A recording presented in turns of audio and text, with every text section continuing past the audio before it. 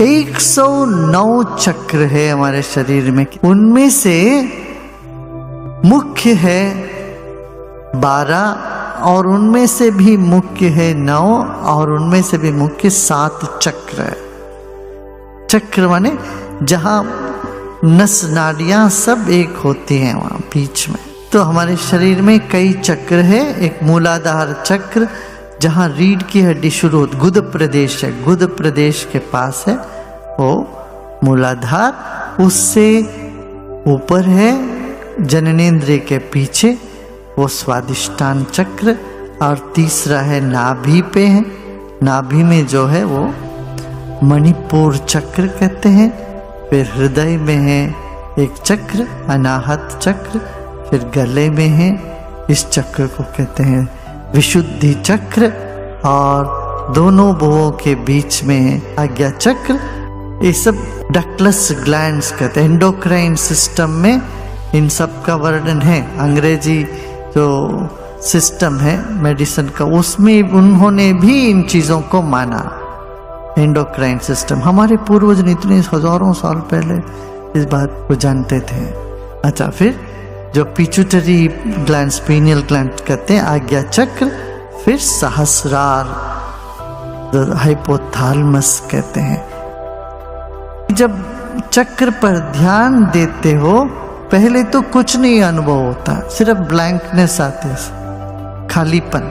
फिर थोड़ा समय के बाद वहां स्पंदन होने लगता है, तरंग का अनुभव होता है। फिर तरंगों के अनुभव के पश्चात प्रकाश अनुभव में आता है। तो 3 स्टेजेस हैं, एक ही साथ नहीं होगा। पहले तो कुछ नहीं, खालीपन होता। हाँ? फिर यदि आप लोग ध्यान कर रहे हो, सहज समाधि कर रहे हो, बहुत दिन से ध्यान कर रहे हो, आपको महसूस होता होगा जब ध्यान में बैठते कुछ वाइब्रेशंस, तरंगों का अनुभव आता है। कितने लोगों को तरंगों का अनुभव होता है? हाथ उठाइए। फिर तरंग बदल करके फिर ज्योति रूप होता है।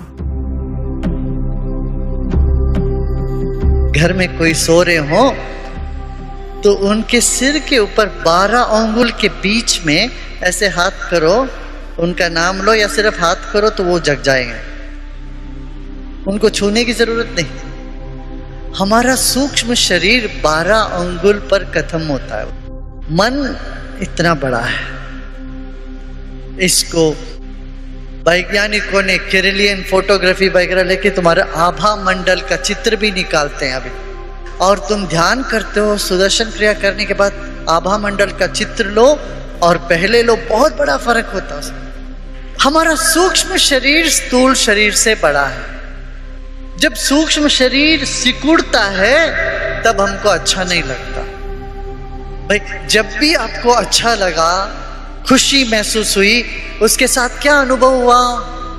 ऐसा लगा कुछ फैलता हुआ अनुभव में आया। जब दुख होता है तो क्या अनुभव करते हैं?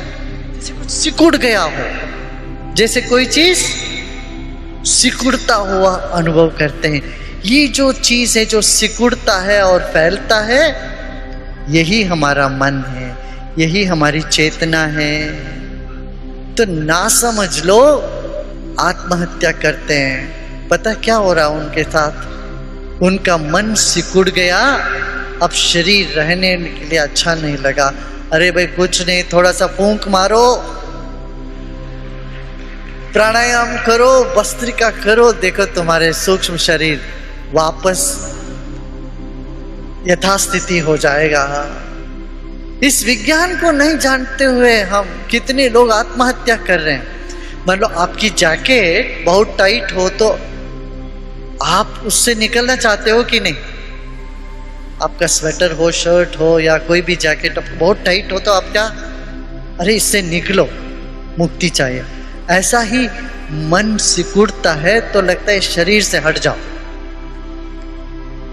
इसीलिए आत्महत्या करते हैं। जैसे ये लोग प्राणायाम करेंगे, ध्यान करेंगे, क्रिया करेंगे, क्या होता है? सूक्ष्म शरीर फिर मजबूत होने लगता है, अपना नॉर्मल स्टेट पे आ जाता है, फिर कोई आत्महत्या नहीं करता। तो शरीर में एक द्वादशांत बोलते, 12 अंगुल के ऊपर इधर एक चक्र है, सिर के ऊपर भी एक चक्र है, वहां आपका सूक्ष्म शरीर का अंत होता है। मगर आप साधना के जरिए इसको बढ़ाओगे तो आपका सूक्ष्म शरीर, कारण शरीर बहुत बड़ा हो रहा है। वही ईश्वर साक्षात्कार है, जब स्थूल शरीर से सूक्ष्म शरीर, सूक्ष्म शरीर से अपना कारण शरीर, जिसका व्याप्ति सब जगह है। कैसा? जैसे टेलीविजन का जो तरंग है, वो तरंग सिर्फ आपके घर में कमरे में है कि सब जगह है? वो तरंग सब जगह व्याप्त है। ऐसे हमारे भीतर जो चेतना है वो स्थूल रूप में शरीर बना, सूक्ष्म रूप में मन बना और कारण रूप से तरंग के रूप में सब जगह व्याप्त हुआ है। इसलिए इस देश में मंत्र को बहुत महत्व दिया है। एक ओंकार सतनाम करता पुरख, एक ओंकार ही सतनाम सच्चा नाम है। वही अस्तित्व में इस आवाज को तुम सुन सकते हो। एक ओंकार, दुनिया के कण कण में ओंकार है। दुनिया ही नहीं, पूरे विश्व ब्रह्मांड के कण कण में ओंकार है। अब शंकर कहते हैं प्रणवादि समुच्चार्या, किस ओंकार का उच्चारण करो, वो करते करते करते भी तुम्हारा मन उसमें लय हो जाए तो तुम भैरव को प्राप्त करोगे, भैरव अवस्था, खाली हो जाओगे। तो ओंकार का ध्वनि, ओंकार करने से पहले और बाद में भी तुम उस चैतन्य सत्ता में विलीन होते हो या जागृत होते हो। अनहते पात्र करणे अभग्न शब्दे सरिद्रते शब्द ब्रह्मणि निष्णाता परम ब्रह्माधिगच्छति। अनहद नाद को सुन लो अपने भीतर, या अभग्न शब्द, जैसे एयर कंडीशन की आवाज आ रही है, एक साथ, या एक झरना, पानी की झरने का आवाज सुनते सुनते सुनते सुनते तुम शांत। जब लोग आत्महत्या करने जाते हैं, जब पानी में कूदने के लिए लोग जाते हैं, कम लोग मरते हैं उसमें, पता है? वहां पानी के किनारे जाके बैठते ही या देखते ही कुछ मन में होने लगता है, कुछ मन शांत हो जाता है। वैसे तालाब में, नदियों में कूद के मरने वालों की संख्या बहुत कम है, पंखे में लटकर के मरने वाले ज्यादा। जल के स्रोत के पास बैठ के उसकी धारा की जो खलखल को सुनते रहो, वो खलखल की आवाज में, नीरव में तुम अपने आप को खो देते हो। उस स्थिति में तुम भैरव के करीब हो जाते हो। फिर शिव कहते हैं शब्द को सुनते सुनते सुनते फिर शब्द के परे चले जाना, कि शब्द भी कुछ समय के बाद बोझ लगता है, भारी लगती है। आप सबको लगता ही है ना, बहुत ज्यादा लाउड स्पीकर, बहुत ज्यादा कोई भजन करते रहे या कोई भी गाना चलता रहे, लगता कब इससे मुक्ति हो। जितने हम संवेदनशील होते हैं उतने हमको सूक्ष्म शब्द पसंद आने लगते हैं। जो कम संवेदनशील है हार्ड रॉक पसंद करते हैं, एकदम मोटा वो रॉक बैंड। उससे क्या होता, हमारे शरीर के अलग अलग चक्रों पर भी इन नाद का असर होता है। बेस ऑफ द स्पाइन, पहला चक्र पर रॉक बैंड का असर होता है, इसलिए उनको अच्छा लगता है। फिर वहां से ऊपर जाएंगे, नाभि, नाभि में तंतुवाद्य का असर करता है। आप सितार बजाइए, वीणा बजाइए, या कोई मेटालिक स्क्रैच होता है ना, कहाँ आपको अनुभव होता है? कोई लोहे का कुर्सी या कुछ खींचे तो आपको उसका असर कहाँ पड़ता, बताओ? पेट में पड़ता है। नाभि से हृदय तक तंतुवाद्य का है। तंतुवाद्य माने तार से बनी हुई होती है, सितार हो, ये सब गिटार सितार सब इधर। फिर हृदय से लेके गले तक का असर बांसुरी की है, फ्लूट इंस्ट्रूमेंट्स का है। फिर वहां से चलोगे भ्रूमध्य में घंटी और शंख। हमारे मंदिरों में भी ऐसे ही सब रखा जाता था। सबसे बाहर बड़े बड़े नगारी, नबत्तो, ये ड्रम्स, ये सब रखते थे। उधर से नीचे जाते जाते गर्भगृह में सिर्फ घंटी होते हैं, छोटी सी शंख होते हैं, घंटी होती है। अब बच्चों को सुलाना हो तो रॉक म्यूजिक लगाओ, कोई बच्चा नहीं सो पाएगा दुनिया भर के। उनके लिए क्या कहते हैं, जिंगल बेल, छोटी सी घंटी, छोटी सी आवाज हो, तरंग हो, जल तरंग, पियानो, इस तरह की इन चीजों से बच्चे सो जाते हैं, शांत हो जाते हैं। बच्चा बोलने से पहले गाता है, पहले गाए आप बोले, गाते हैं। हर व्यक्ति जीवन में गाते हैं, चाहे शवर के नीचे भी गा ले। संगीत भी एक माध्यम है। यहां शिव कह रहे और संगीत के माध्यम से भी तुम मुझ चैतन्य सत्ता में आ सकते हो। कोई 112 विधियां हैं सारे जगत में ध्यान की, और प्रत्येक विधि अद्भुत है। और 112 विधियों से आदमी परमात्मा तक पहुंच सकता है। उसमें एक दूसरे से बिल्कुल विपरीत विधियां भी हैं, इसलिए एक विधि को मानने वाला दूसरी विधि को बिल्कुल गलत कहता है। लेकिन वे 112 विधियां सभी व्यक्ति को ध्यान और शांति और आनंद और सत्य तक ले जाने का मार्ग बन जाती। इस ध्यान केंद्र पर पूरी 112 विधियों का प्रयोग करने का ख्याल है, और तब पहली बार पृथ्वी पर उस तरह का प्रयोग होगा जिसने आज तक पृथ्वी पर सारे ध्यान की प्रक्रियाओं को एक साथ एक जगह, हम एक भी व्यक्ति को वहां खोना ना चाहेंगे। वो किसी भी मार्ग से जा सके, उस मार्ग पर ही उसे सुझाव दिए जा सकेंगे। अब अजीब अजीब विधियां हैं जिनका आपने कभी सुना भी नहीं होगा नाम।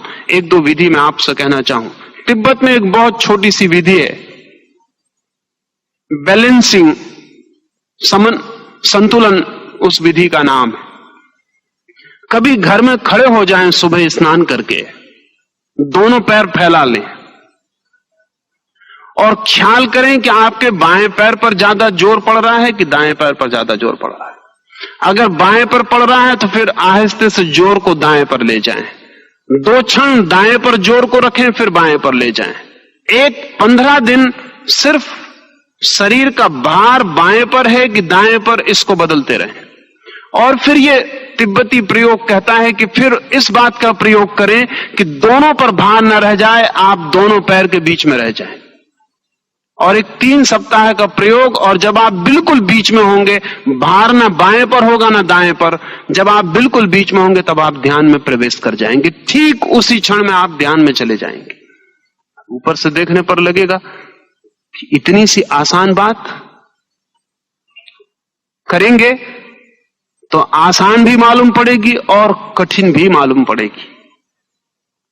बहुत सरल मालूम पड़ती है, 2 पंक्तियों में कही जा सकती है, लेकिन लाखों लोगों ने इस छोटे से प्रयोग के द्वारा परम आनंद को उपलब्ध किया है। जैसे ही आप बैलेंस होते हैं, न बाएं पर रह जाते न दाएं पर रह जाते, जैसे ही दोनों के बीच में रह जाते, वैसे ही आप पाते हैं कि वो बैलेंसिंग, वो संतुलन आपकी कॉन्शियसनेस का, चेतना का भी बैलेंसिंग हो गया। चेतना भी बैलेंस्ड हो गई, चेतना भी संतुलित हो गई। तत्काल तीर की तरह भीतर गति हो जाती। ऐसे 112 विधियां हैं सारे जगत में। इन सारी 112 विधियों पर विस्तृत वैज्ञानिक व्यवस्था इस ध्यान केंद्र में देना चाहता हूं, और न केवल आपको समझाया जा सके बल्कि आपको करवाया जा सके। अगर एक विधि से ना हो सके तो दूसरी विधि से करवाया जा सके, लेकिन हम आपको उस मंदिर से निराश न लौटने दें, क्योंकि 112 ये चरम विधियां हैं, इससे ज्यादा हो नहीं सकती। अगर एक विधि काम नहीं करती दूसरी करेगी, दूसरी नहीं करती तीसरी करेगी, और आपकी विधि तत्काल खोज ली जा सकती है कि कौन सी विधि आप पर काम करेगी। आप पर कौन सी विधि काम करेगी इसकी खोजने की साइंस भी, इसके खोजने का भी विज्ञान है। और यदि हम इस समय देश के बड़े बड़े नगरों में और देश के बाहर भी ध्यान के ऐसे विज्ञान मंदिर निर्मित कर सके तो मनुष्य जाति के लिए, जो आज सर्वाधिक पीड़ा और संताप से गुजर रही है, और जिसे कोई मार्ग नहीं दिखाई पड़ता, क्योंकि जो जो हमने सोचा था कि इससे सब ठीक हो जाएगा, उससे कुछ भी ठीक नहीं हुआ। सोचा था कि लोगों के पास भोजन ठीक होगा तो सब ठीक हो जाएगा।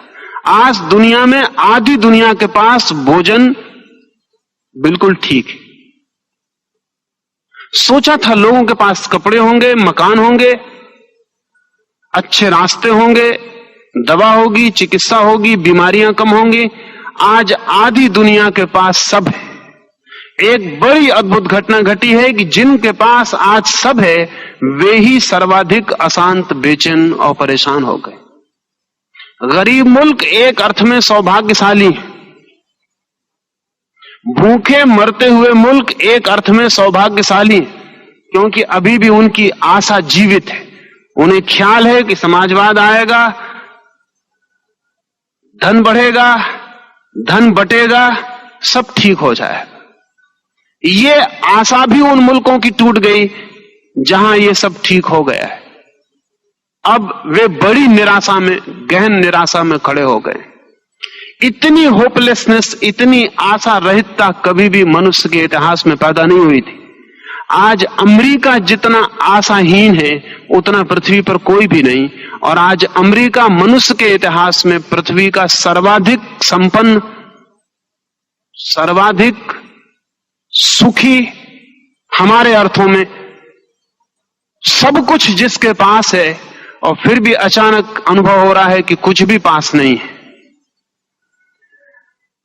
इतनी आशाहीन स्थिति का कारण एक है, हमने सोचा था जिन बातों से मिलेगा सब, वो सब डिसइल्यूजनमेंट, वो सब भ्रम टूट गए, और अब हमें वापस लौटकर सुनना पड़ेगा बुद्ध को, कृष्ण को, क्राइस्ट को, मोहम्मद को, क्योंकि उन्होंने बहुत बहुत बार, बहुत पहले ये कहा था कि सब भी मिल जाए मनुष्य को, लेकिन अगर स्वयं का अनुभव ना मिले तो कुछ भी मिलता नहीं।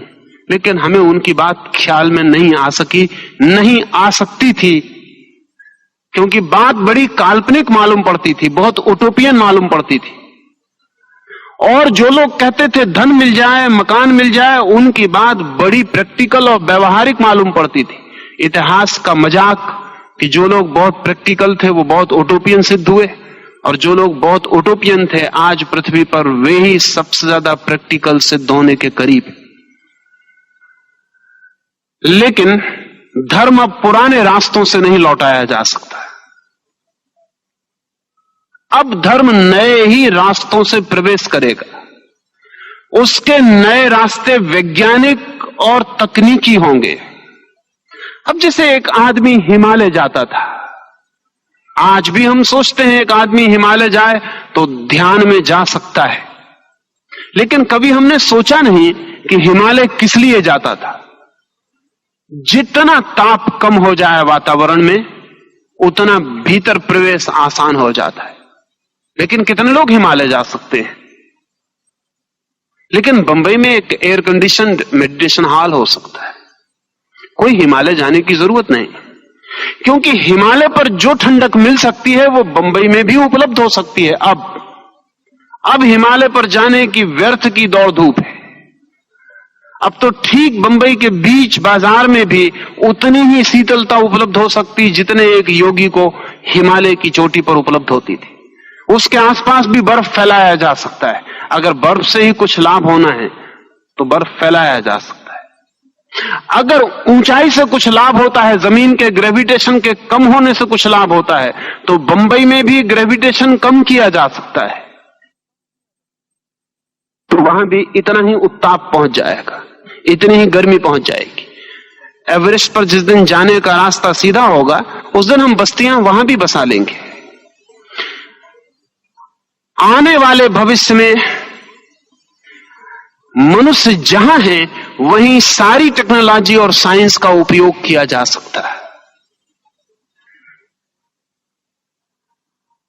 और वही सारी व्यवस्था की जा सकती है जो कि एक योगी को बड़ी तकलीफें उठा के व्यवस्था करनी पड़ती थी, वो विज्ञान के द्वारा संभव हो गई, एक सामान्य आदमी के लिए भी सुलभ हो सकती है। विज्ञान और टेक्नोलॉजी का पूरा प्रयोग करके ही इस मंदिर को, ध्यान के मंदिर को निर्मित करना है। ये ध्यान का मंदिर सिर्फ इसी अर्थों में होगा कि वो ध्यान का है, अन्यथा वो एक वैज्ञानिक प्रयोगशाला होगी। इस वैज्ञानिक प्रयोगशाला में मनुष्य ने जो जो खोज की है आदमी के संबंध में, उसका पूरा उपयोग किया जाना चाहिए। एक आदमी ध्यान करने आता है लेकिन उसका ब्लड प्रेशर बढ़ा हुआ है, इस आदमी को ध्यान में ले जाना आसान नहीं है। इस आदमी को ध्यान में ले जाना कठिन है। इसके रक्तचाप की जो अधिकता है वो इसके ध्यान में बाधा बनेगी। पुराने आदमी के पास रक्तचाप को नापने का कोई माध्यम नहीं था, लेकिन आज के ध्यान मंदिर में रक्तचाप नापने का माध्यम हो सकता है, रक्तचाप को कम करने की व्यवस्था हो सकती है और फिर ध्यान में ले जाने की सुविधा बनाई जा सकती है। हाँ, एक बार आदमी ध्यान में चला जाए तो रक्तचाप में जाना मुश्किल हो जाएगा, लेकिन रक्तचाप में डूबे हुए आदमी को ध्यान में जाना मुश्किल हो जाता है। सारी दुनिया के योगियों ने अल्प आहार पर जोर दिया है, कम खाने पर जोर दिया है, उपवास पर, अल्प आहार पर, कम भोजन पर, सम्यक आहार पर सारी दुनिया के योगियों ने जोर दिया है। फिर भी उनके पास अल्प आहार क्या है इसकी ठीक ठीक जांच की कोई व्यवस्था नहीं थी सिवाय अनुमान के। न उन्हें कैलोरीज का कुछ पता था, न उन्हें भोजन के तत्वों का कुछ पता था। इसलिए कई बार ऐसा हुआ कि अल्प आहार के नाम पर जो चला उससे नुकसान ही पहुंचा। आज हमारे पास बहुत वैज्ञानिक व्यवस्था है कि एक आदमी को कितनी कैलोरी भोजन की जरूरत है, और हम ये तय कर सकते हैं कि उसकी कितनी कैलोरी कम हो जाए तो उसे ध्यान में आसानी हो जाएगी, कितनी कैलोरी ज्यादा हो जाए तो कठिनाई हो जाएगी। अगर ज्यादा भोजन है तो ध्यान में कठिनाई हो जाएगी, क्योंकि ज्यादा भोजन ज्यादा नींद मांगता है, उसे पचाने के लिए उतनी ज्यादा नींद चाहिए। कम भोजन कम नींद मांगता है, और जितनी भीतर निद्रा कम पैदा होती हो उतना ध्यान का जागरण पैदा हो सकता है। ध्यान तो जागरण है। एक आदमी ध्यान करने बैठता है और ज्यादा भोजन करके बैठ जाता है तो फिर कठिनाई होगी। लेकिन ज्यादा भोजन से मतलब सिर्फ पेट में ज्यादा चीजें चली जाएं इससे नहीं है, क्योंकि हो सकता है एक आदमी ने बहुत साग सब्जी खा लिया हो, पेट पर तो वजन ज्यादा हो लेकिन भोजन ज्यादा ना हुआ, और एक आदमी ने थोड़ी सी मिठाई खाई हो, पेट पर तो वजन कम हो लेकिन भोजन ज्यादा हो गया हो। और आमतौर से साधु सन्यासी मिठाई खाते रहे, दूध पीते रहे, रबड़ी लेते रहे, इस बात के बिना ख्याल किए, लेकिन उसका कोई उपाय नहीं था, उसका कोई साफ ख्याल नहीं था। आज हमारे पास उपाय है। एक आदमी कितना सोए इस पर निर्भर करेगा कि उसकी ध्यान की गति कैसी हो सकेगी। दोनों बातें संबंधित हैं। अगर ध्यान ठीक हो जाए तो नींद ठीक हो जाएगी, लेकिन ध्यान को ठीक करना उतना आसान नहीं जितना नींद को ठीक कर लेना आसान है। पहले नींद ठीक कर ली जाए तो ध्यान में गति बहुत आसान हो जाएगी। अब लोगों के पास नींद ही नहीं है, वो रात भर सोए नहीं, सुबह ध्यान करने बैठ गए। जो आदमी रात भर सोया नहीं वो ध्यान में सिर्फ सोएगा। इसलिए मंदिरों में पूजा करते हुए, साधु को सुनते हुए लोग अगर सो जाते हैं तो बहुत हैरानी नहीं। मैंने तो सुना है कुछ डॉक्टर सलाह देते हैं कि धर्म सभा में चले जाना चाहिए अगर नींद ना आती हो। मैंने सुना है एक बहुत बड़ा पादरी अपने एक मित्र को बार बार कहता था कि तुम कभी मेरा व्याख्यान सुनने आओ। नहीं माना तो एक दिन वो मित्र सुनने गया। पादरी अच्छे से अच्छा जो बोल सकता था बोला। बाहर जब दोनों निकलने लगे तो उसने अपने मित्र से पूछा कि कैसा लगा, तो उसने कहा बहुत ही ताजगी देने वाला, रिफ्रेशिंग। पादरी के हृदय की धड़कन खुशी से बढ़ गई। उसने कहा कौन सी बात तुम्हें इतनी ताजगी देने वाली लगी? उसने कहा कि जब मेरी नींद खोली तो मन बड़ा ताजा था।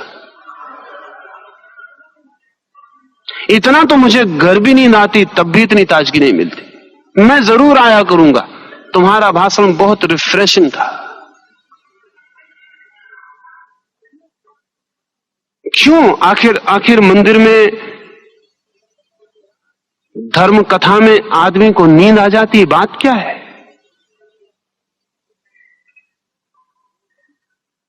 बोर्डम, ऊब पैदा हो जाए नींद आ जाती, कोई चीज उबाने लगे नींद आ जाती। और नींद की कमी हो तो जल्दी ही कोई चीज उबाने लगती है। जिनको नींद नहीं आती वो मेरे पास आते हैं, वो कहते हैं हमें नींद नहीं आती, ध्यान से शायद नींद आ जाए। उन्हें पता नहीं ध्यान से नींद जरूर ठीक हो जाएगी, लेकिन नींद का ठीक होना ध्यान में जाने के पहले बहुत जरूरी है, अन्यथा ध्यान में जाना मुश्किल हो जाएगा, कठिन हो जाएगा। कठिन इसलिए हो जाएगा कि चित्त को पहली जरूरत नींद की है, और जैसे ही विश्राम मिला चित्त सो जाएगा। और ध्यान में जरूरत है विश्राम में भी जागे हुए होने की, रिलैक्स्ड एंड अवेयर।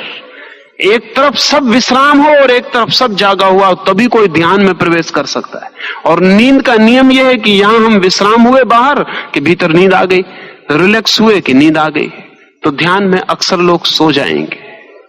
अब ये सारी व्यवस्था आज की जा सकती है, नींद नापी जा सकती है, उनके सपने नापे जा सकते हैं कि कितने सपने आपको आ रहे हैं।